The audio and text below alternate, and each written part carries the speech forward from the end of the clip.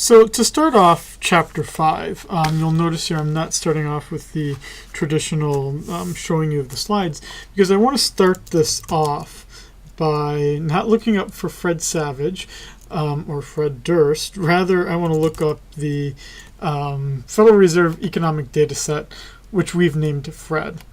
Because what the second part of the course is all about is about these three pieces of statistics: the production levels, which come from GDP, the inflation levels, which track prices, and unemployment measures, which track the number of people working.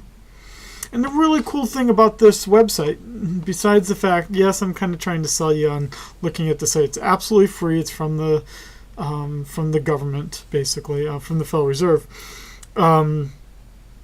This is without having to go to the individual agencies of the government that collect this.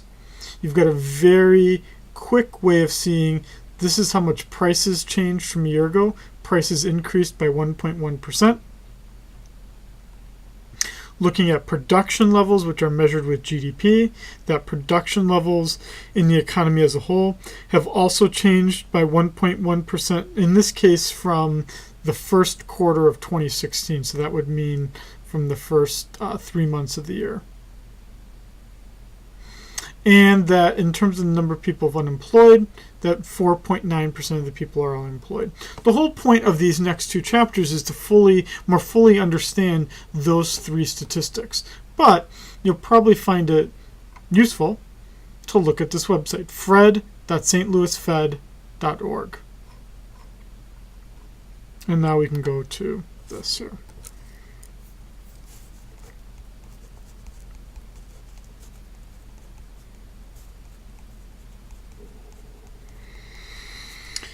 They gave me a really cool hoodie. I don't think that really you care that much about it. But again, we have a good understanding then of these three economic statistics. Using that website, you can actually find some pretty cool stuff. Okay, so let's start to look at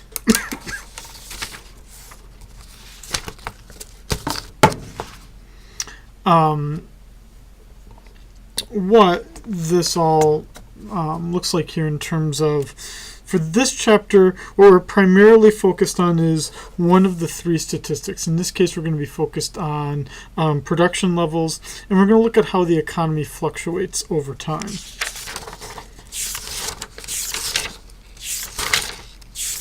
Again, I'm kind of skipping over examples and learning objectives, figuring that you are reading the book, hopefully, and that motivates it a little bit more, but this also gives me a chance to focus on the things that are a little bit better that I spend my time explaining.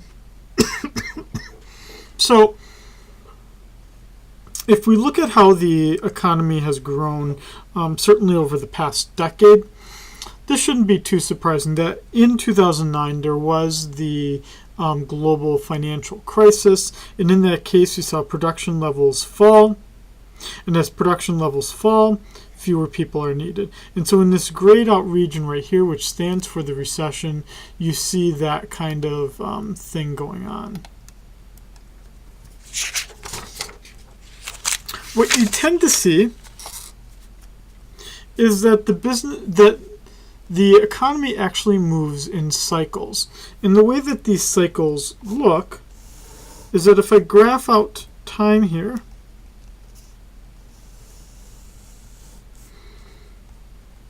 and I look at production levels over time,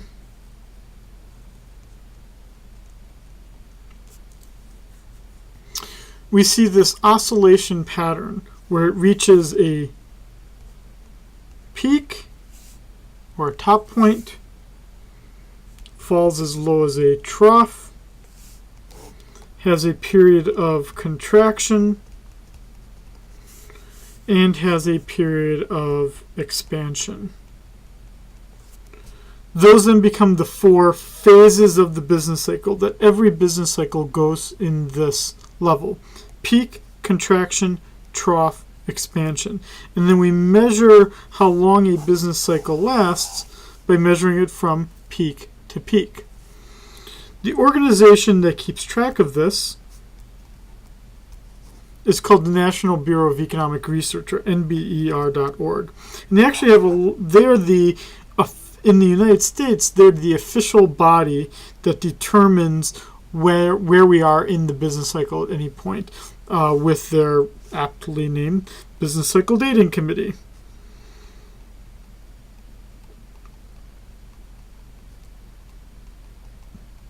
And even if you just type in if you're just curious about this kind of thing, if you type in Google Business Cycle Dating Committee NBER, you'll get right to the site. What's cool is that it actually goes all the way back to the 1800s, and you'd be able to kind of see different business cycles that have existed in the United States over time. And there's a much prettier picture. Again, business cycles measured from peak to peak. Let's just call this one cycle. And in that one cycle, you see a recession, trough, recovery. But that the mean line here, if we start to plot out the mean line, that the mean line shows steady growth. And that steady growth, right, would say that the economy here now is growing over time.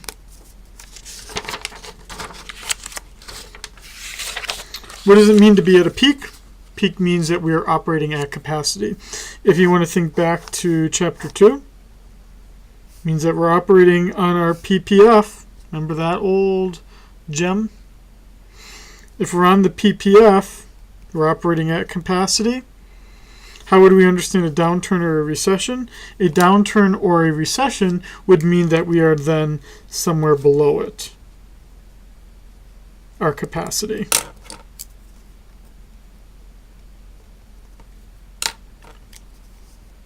What are the typical features of that recession? The recession means that you've got unemployed workers. Unemployed workers means that you are below the PPF.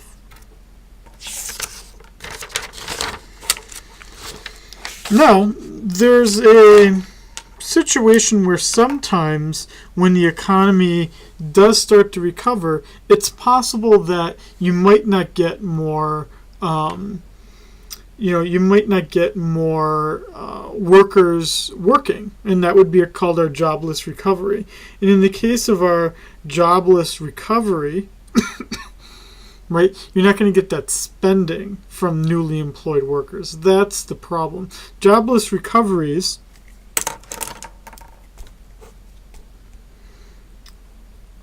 they signify that the recovery might be temporary.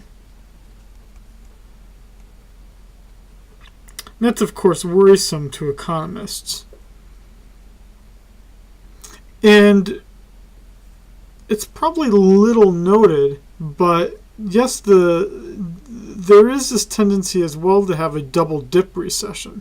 Double dip recessions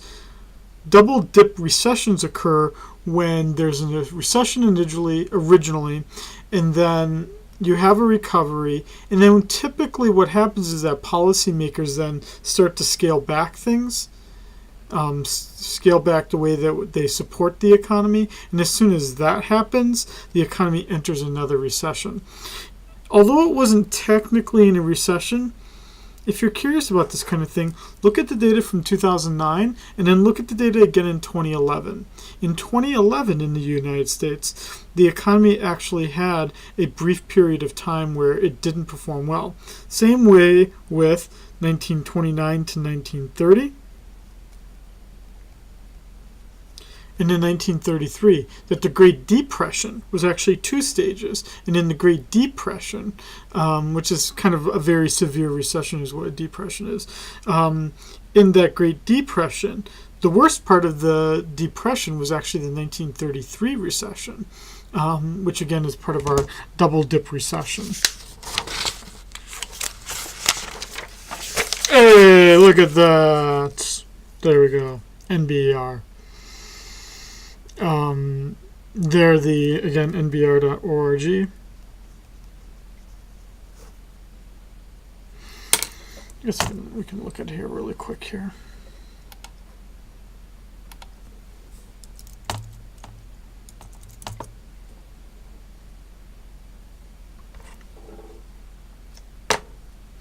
And what you can see here, oh, Andrea, she's nice. She's a nice person. What you can see here, though, is under, I believe it's going to be under activities. And we are going to look at, sorry, I just don't oftentimes think about this in this way. No, I'm sorry. I guess it's, here we go, under data. And under data, you can see both the memos that are used when the economists come to agreements about where the economy is, but then we can also click on the dates. So it would be nber.org/cycles/cyclesmain.html. All the way back to 1854. And then we get some idea of what's happening in the contractions, the expansions, and how long the cycles are lasting. The cool thing, which you'll see the significance of more in a little bit, but the cool thing is that look at how long business cycles last now and how long the expansions are. Here's how long the expansions are. The expansions are incredibly long. And the recessions are very short. As opposed to 100 years ago, when the contractions lasted as long as the expansions, and the business cycle was happening every 3 years. Now you've got almost 10-year business cycles. Right, and this is what you can see here. We've had 11 business cycles since the end of World War II. Those 11 cycles have had average contractions that have lasted about a year, average expansions that have lasted about 5 years, and 5.5 years for the length of the business cycle. So most of the time is actually the peaks that are occurring. And so then the turning point here, this would be the peak was in 2007, trough in 2009. That would be the ones that you probably would be most interested in if you wanted to understand this most latest crisis that we're getting through, or are through, I suppose.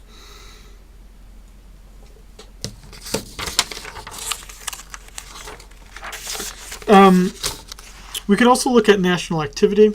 In full disclosure, I used to work for the Federal Reserve in Chicago, so although I'm not going to say it's the best Federal Reserve district, I will, if only because I used to work there, but also because these economic indicators are useful to get this idea about what's going on in the overall economy. But again, if you wanted to look at this in a more web-friendly way, that would be where you look on the Fred website.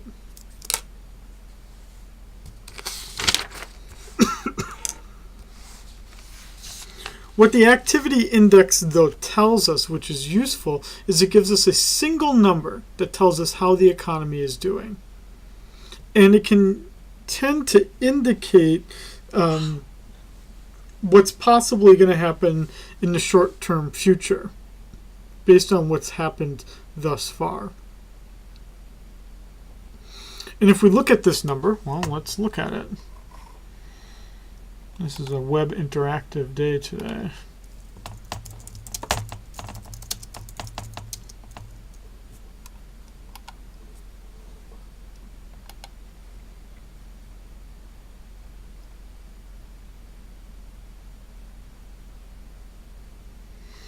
Here we have the National Activity Index at negative 0.51, which if we go back to this, right, you would say that we are closer to recessionary points than we are to inflationary points. That's a little scary. We can also look at the leading economic index. This would be an overall index of what economies, if you were to pull them and you wanted to try to predict what was going to happen in the future by what economists perceive, how they perceive the data. The leading economic index then allows us to make those kinds of predictions. For those of you who are technical people like myself, I don't really care too much about the National Activity Index or even the leading economic indicators. What I like to look at is the yield curve. You look at the bond market and you look at what different bonds with different maturity rates are yielding, and that gives you a sense of the overall impression of everyone else in the economy and how they think the economy is going to perform. I personally just think that things like the performance of the economy and things like that are crowd type of events, like lots of people doing the same thing, and there's lots of people involved in the bond markets that are all, it gives you a general indication of what's going on in that market. Now, the thing we need to do then is we need to start to think about how we're going to measure the overall economy. And we're going to get this with the NIPA, or the National Income and Product Accounts. We're going to look at the performance, and that's going to allow us to actually make comparisons to other countries. Okay, let me pause it here for just a second here. Okay, so in looking at how the economy performs as a whole, what we had was Kuznets working along with the NBER. He did get the Nobel Prize for this work. But in the 1930s and 1940s is actually a really cool time in economic statistics history, because it's actually when we start to think about how do you actually measure the performance in an economy. And Kuznets was one of the individuals involved in that. What we get is a very simple way of understanding the economy as a circular flow diagram. And in that circular flow diagram, essentially what you have are two, in this simplistic fashion, because we're not talking about the government here, but you basically have households and businesses. And those households and businesses interact in two market settings. One, where they're buying products and where they're selling products and buying products, and in another market where businesses are buying labor inputs and households are selling labor inputs. And what that does for us here is that we generally presume then that the sides equal each other,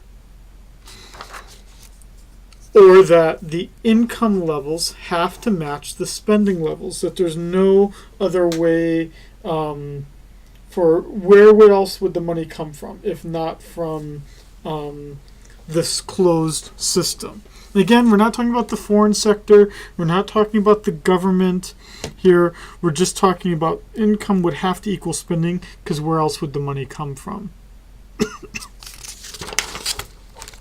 And that's what you see right here on slide 21. On slide 21,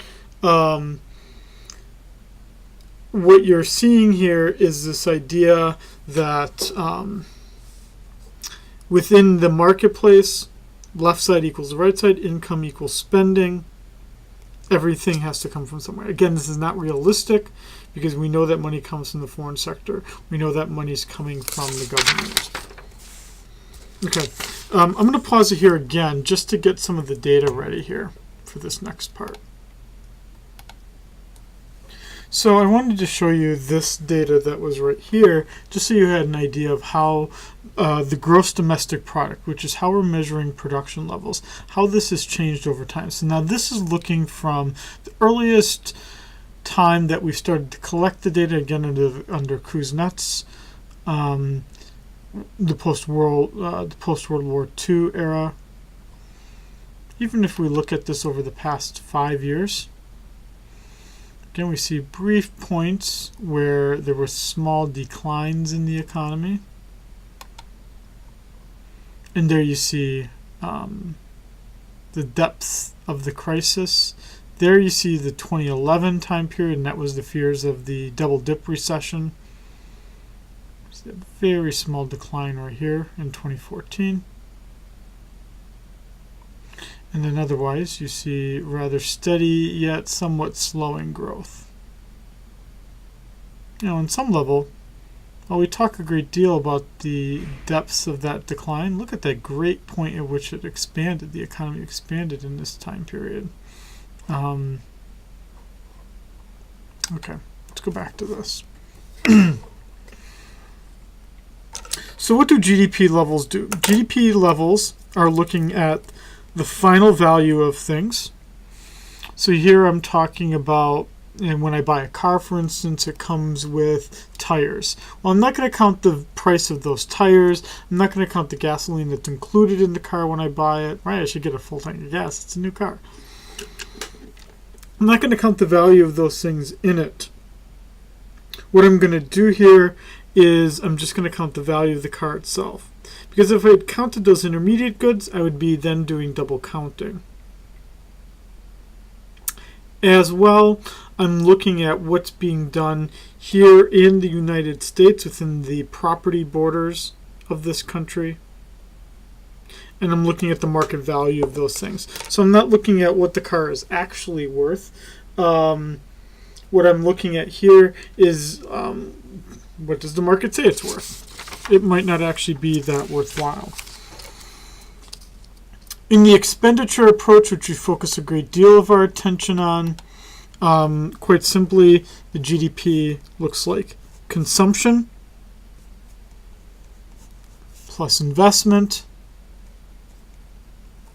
plus government spending plus net exports. And we're going to talk about what each of these four parts are. Let's start out with consumption. In the United States, it's incredibly important. In the United States, it's about 70% of the GDP. What this includes are durable goods. These are goods that last for 5 years, I think, or 6 years or longer. Like washing machines, that kind of thing. Non-durable goods, clothing, food.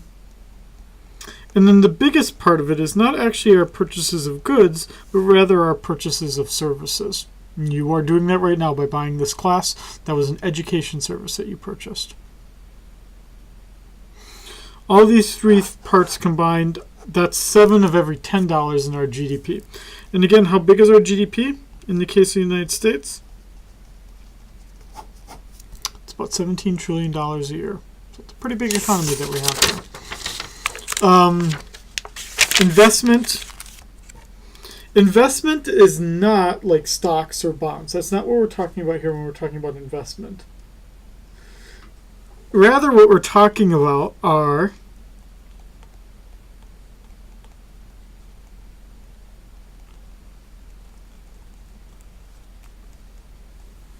buildings, machines, inventories. These are all parts of what businesses use to make other things, or things that help in the productive capacity. This is about anywhere between 10 to 15%. Here it lists it as 11%, but it varies between 10 to 15%. The reason why it varies is because of these inventory levels. These inventory levels are pretty important because they're actually the way that we can start to predict whether an economy is going to do poorly in the future or not. Inventories are when businesses build too much and then they have to get rid of some of their excess production, or they build up their inventories in anticipation of the economy starting to do well in the future.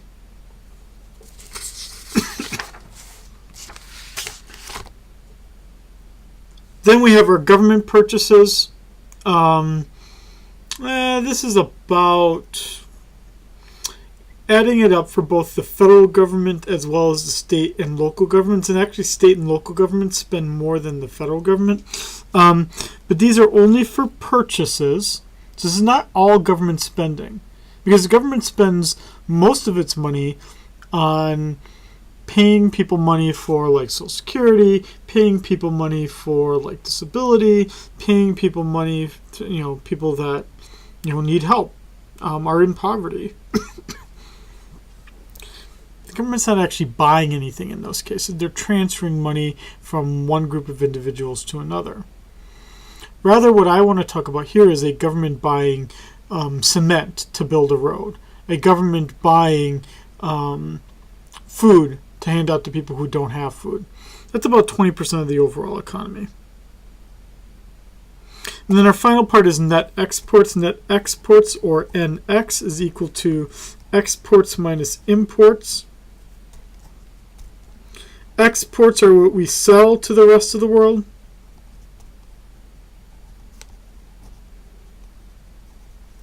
Imports are what we buy from the rest of the world.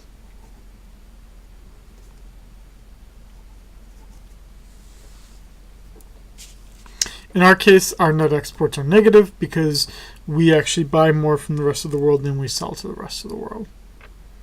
Globally, it has to all equal out, right? We buy more stuff than from China. China has a net exports that's a positive. Not necessarily a bad thing to have it positive or negative, at least in the short term. And there we go. I don't know why the authors wanted to wait so long to tell you this, but they did. CIG and net exports.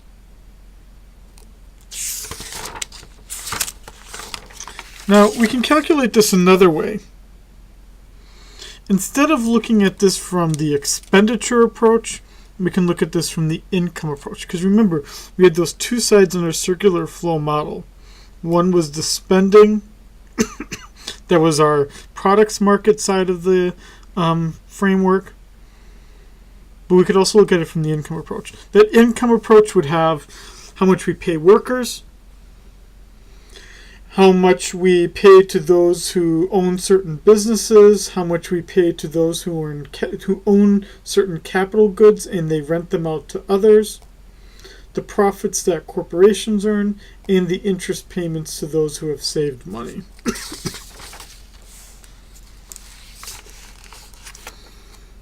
And again, that national income is just including all those parts to it. The net domestic product would be our total GDP minus depreciation, or the fact that in producing things, things get worn down. And well, let me look at this. I'm going to look this up here. I'm going to pause it just so I can look this up. Okay, well, I was looking for a better way to compare this net domestic product, to compare it to the gross domestic product, but it was having a hard time getting the data to all work together. What you're seeing here in terms of the net domestic product is this steady increase in the post-crisis time period.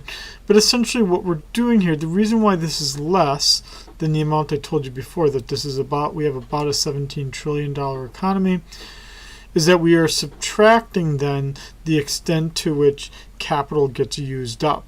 That's our depreciation term. Okay. And that's what we see right here.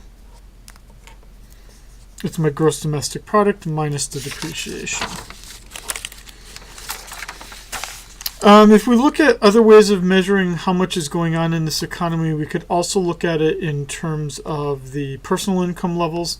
The personal income levels would be all the income that's earned plus adding in the money I get from the government for fulfilling certain conditions, like being poor or being old or being a veteran or whatever the possible reason is. I could be getting money from the government for just meeting some certain conditions.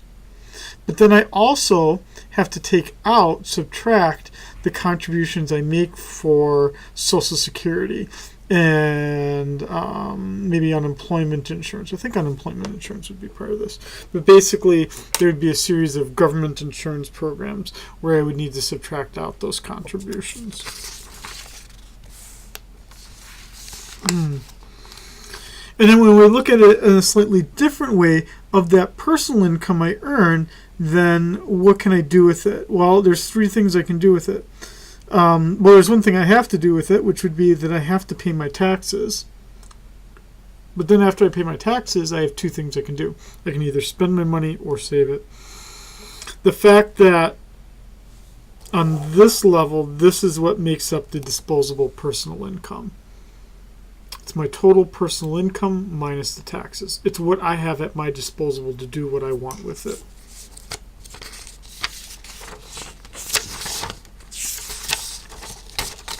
Why do we care about these numbers, about these GDP levels?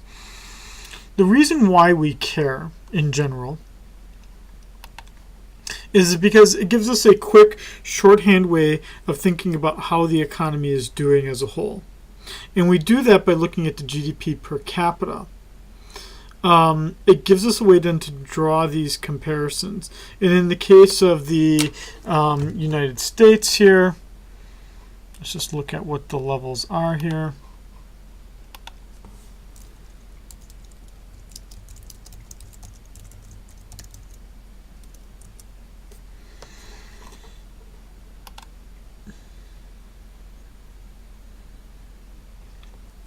Yeah, as I suspected, it's about $50,000 a year in production levels per person. It's not saying that each person has $50,000. Rather, what it's saying is that if we took the total size of the economy and divided it by the total size of the population, that the numbers would work out to be about $51,000 per attributed person.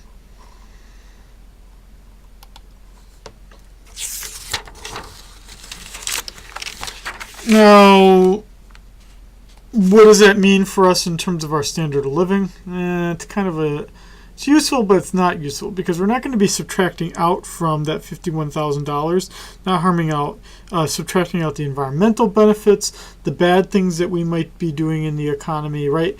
Like we could think of like, I don't know, what if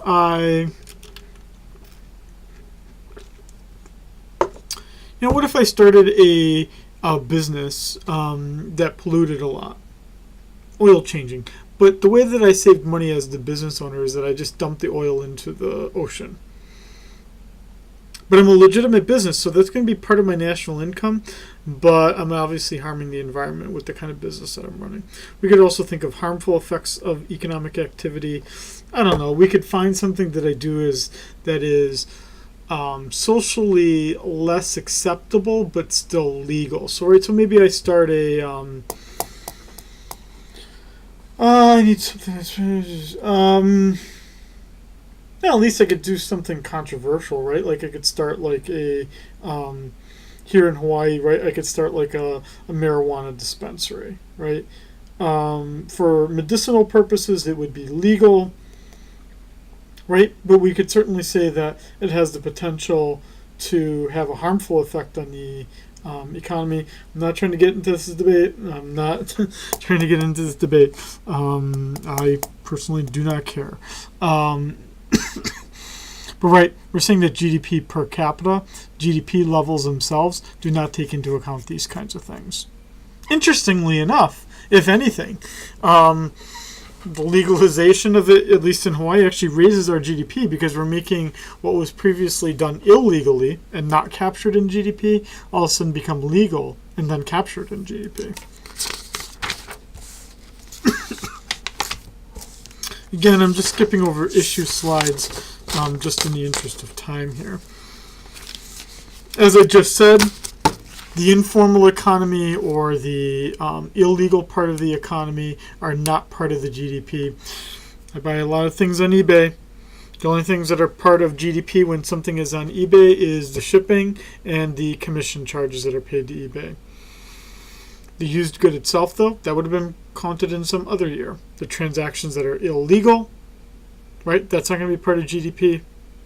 And then also we're not counting the income that's earned by those who are not legally documented residents of the country. Okay, so where do we go from here then? Just as our kind of conclusion here. We started out by talking about business cycles and how the economy moves in a cycle of peaks to recessions to troughs to recoveries, followed by a peak again. And that what we've seen is this compression over time where the business cycles, compression over time in terms of the period of time that the recession lasts and an expansion of the recovery time period. such that the business cycle itself is becoming elongated overall. In terms of how we measure that economy, what we said is that we use the National Income and Product Accounts, or the NIPA data.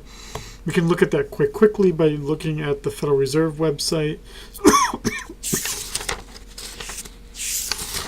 And then we can think about this in terms of a circular flow diagram. And that helps us sort out both the expenditure approach and the income approach to calculating the GDP.